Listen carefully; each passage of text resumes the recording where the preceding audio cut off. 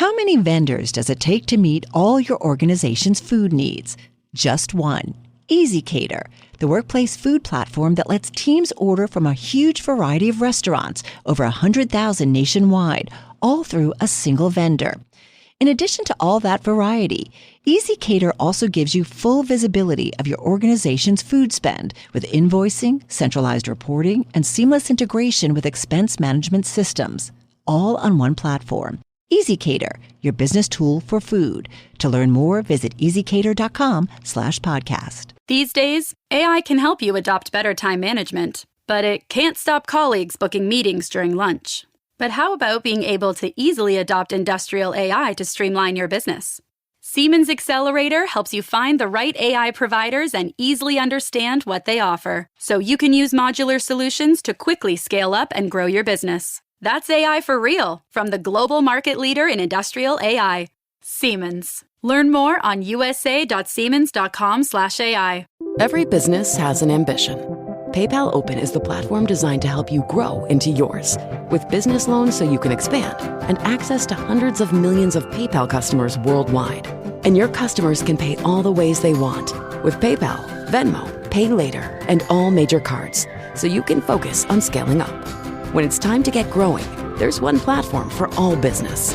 PayPal Open. Grow today at paypalopen.com. Loans subject to approval in available locations. Bloomberg Audio Studios. Podcasts, radio, news. This is a breaking news update from Bloomberg. Instant reaction and analysis from our 3,000 journalists and analysts around the world. Shares for Intel finished up 7.4% today. This after Bloomberg reported exclusively that the Trump administration is said to discuss taking a stake in Intel. The U.S. government potentially taking a stake in the chipmaker, which would help support the company's effort to expand domestic manufacturing. This is according to people familiar with the plan. I want to bring in Tom Giles. He's senior executive editor for Global Technology. Tom, can't stop talking about this story also in the context of what happened earlier this week with NVIDIA and AMD, what's happened with MP Materials and the $400 million investment from the DoD, U.S. Steel as well. It really just feels like we're in a new era when it comes to industrial policy. What does it mean to you? The Trump administration is doing some really unconventional things when it comes to trying to shape and influence industrial policy and U.S. corporations. Not a ton of precedents for this, at least not in the U.S. We've seen it in other types of economies where the government believes it's its role to shape industry and shape the direction of companies. That doesn't always end well. I'm a little surprised that the stock rallied as much as it did, to be totally honest with you. I think in the near term, investors are looking at, hey, look, this is a bit of money. Think of it maybe as a bailout for Intel. Okay. Help the company get its financial house in order and accelerate these plans to build a foundry in Ohio. On its face, all of that stuff sounds good. Go ahead. I'm glad you brought up the term bailout, because I was talking to Carol about this. It kind of also feels reminiscent of, when you talk about the U.S. taking stakes in companies, it's not unprecedented. During the financial crisis, we saw this happen with rescuing banks. We saw it happening with rescuing automakers. Right. The question I have for you, and it really sticks to, it doesn't always end well, is the concern about when you have investment from the U.S. government, the government picking winners and losers when it comes to a so-called quote unquote free market. It's not a very free market. This isn't the principles of capitalism. Hence the quotes that I studied, certainly in macro and all the economics courses, all the finance courses that I've taken this doesn't look like the capitalism that we learned about growing up. What this is. And there's a difference between a bailout per se and a government taking a financial stake. This is about an ongoing relationship. And again, in the short term, I see why the stock popped, right? It's seen as like, hey, Intel could get help wherever it can. Longer term, do you really want the government? Are the government's interests aligned with those of shareholders? The government might but might want to shape things for its own political interests. But are those the interests, the long-term interests of the shareholders of the company? Mm-hmm. I think that's a really good point. And I would also say, Tom, since we're talking about sort of the philosophical definition of capitalism right now, that one could maybe listen to our conversation or watch our conversation and say, wait a second, we've never really lived in a free market when local and federal subsidies power so much of this economy. I mean, you look at corn farming, for example, agriculture in the U.S. You look at subsidies that are given by states to lure businesses. We all remember what happened with Foxconn in Wisconsin, for example. That could be an entirely different conversation. But any you name it, there are Boeing in South Carolina, for example. Those sorts of things. There are different reasons that companies go places. Tax breaks all over the place. Yeah. The city of San Francisco, just down the street, incentivized Twitter to locate its headquarters right in central San Francisco, and they had lots of incentives. Think about the corporate tax cuts that we've seen in recent administrations. Those are all ways that the government is sort of giving financial incentives to these companies and incentivizing them to make investments in a city, in a state, in a county, for example. There's a difference between that and taking a long-term stake in a company. And remember, the thing that I'm not an authority on corn farming, but I do know Silicon Valley. And if you think about how the way things have run here, things have gone historically over decades, the precedent is Company X in Silicon Valley, in the tech industry, says to DC, stay out of our hair. Mm-hmm. Leave us alone for the most part. We'll create jobs. We'll build new and innovative technology that's going to change the way you live and work and the way we do business. And that has historically been the case. Government has had a relatively hands-off stance towards Silicon Valley, but that is changing dramatically, and it's changing much more quickly under the Trump administration than it has in recent memory. As long as I can remember covering this industry, what are the long-term implications? I don't think people are really thinking about that right now. It's really kind of mind-boggling. We're talking with Tom Giles, Senior Executive Editor for Global Tech out there on the West Coast. Here in our Bloomberg Interactive Broker studio, Ryan Gould just coming back into our studio. Bloomberg News deals reporter. He, along with Josh Wingrove and Leanna Baker, breaking this story. It is our most read on the Bloomberg. Tom, stay with us. Ryan, I want to roll you into this conversation. Remind everybody what you found out and, do we have any insight, or do you guys have any insight about how much the Trump administration, which has been called an activist administration, would want to be involved on an ongoing basis if it made this investment?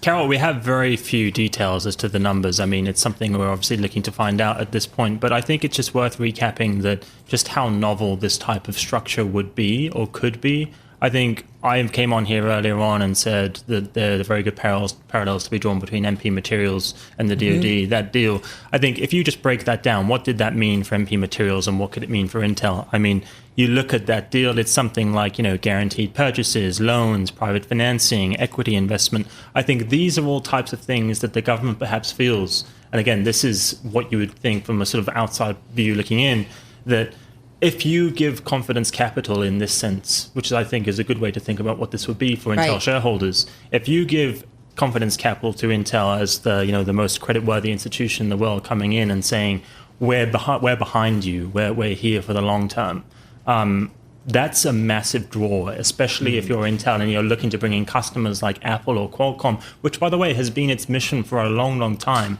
to make its foundry solvent. Tom, is that what Intel needs, confidence capital? Is that what's going to be the turnaround key for this company that's been kind of struggling for a while? It has been struggling. I mean, you think about where they're lacking, right? They have fallen behind technologically, particularly in an age of AI. They have lost market share.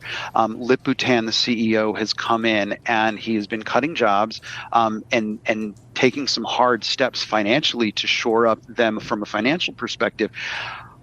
But in terms of products, in terms of like making themselves attractive, making themselves the place that customers around the world want to come for their chip making needs, that's something where they've fallen desperately behind. And so if you have a foundry, I mean, on its face, the idea of building a foundry that's an alternative to TSMC, right?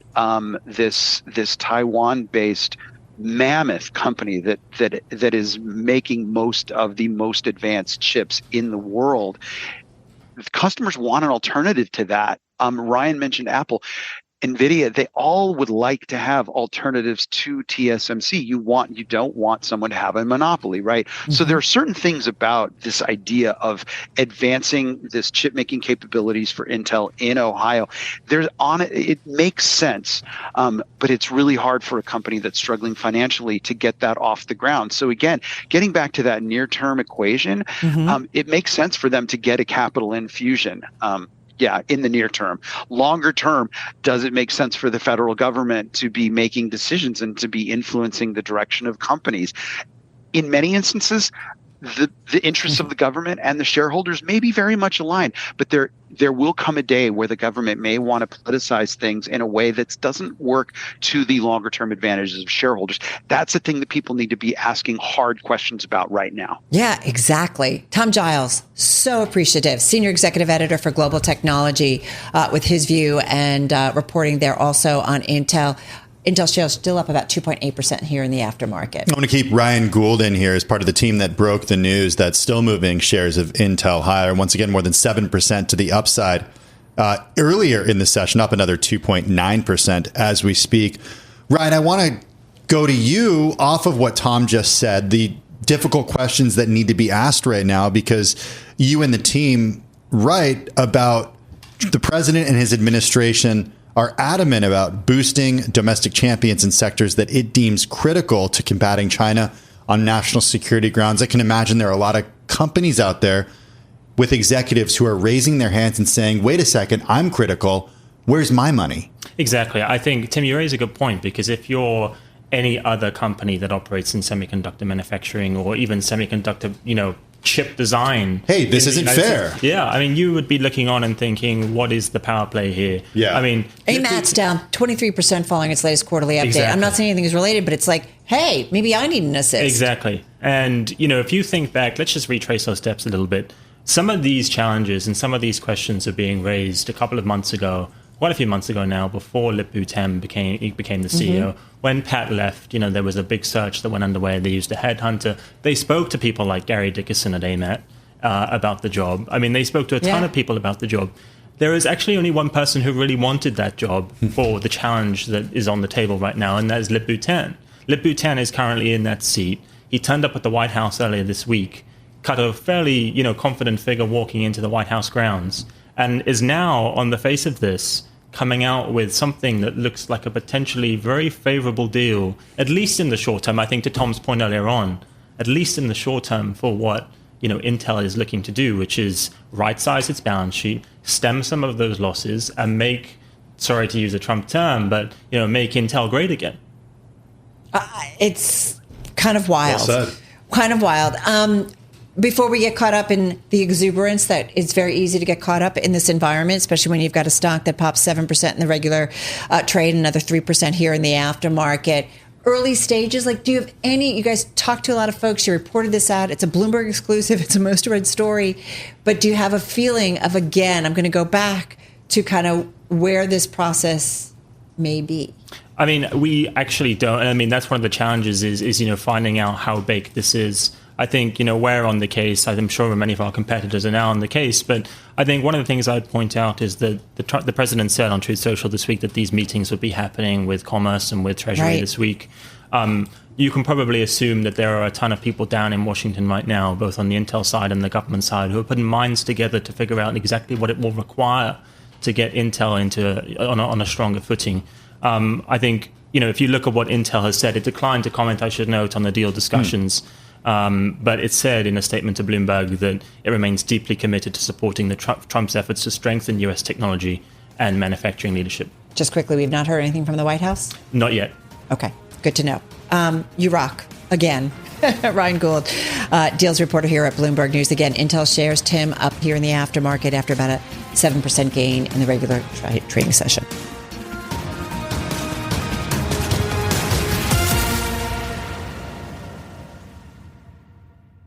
Every business has an ambition.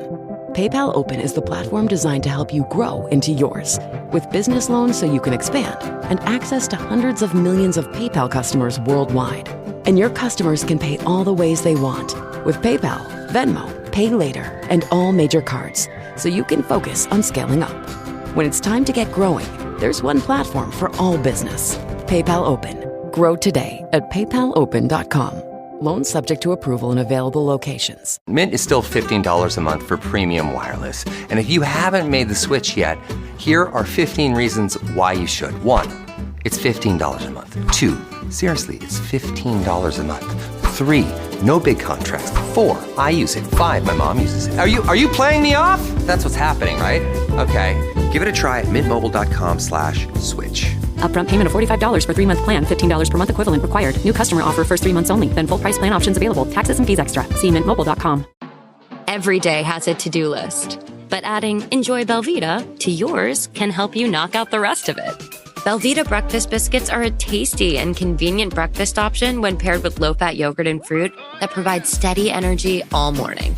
While Belvita Energy Snack Bites give you the perfect mid-morning refuel. Best part, they both taste great. So make the most out of your morning with a bite of Belvita. Pick up a pack of Belvita at your local store today.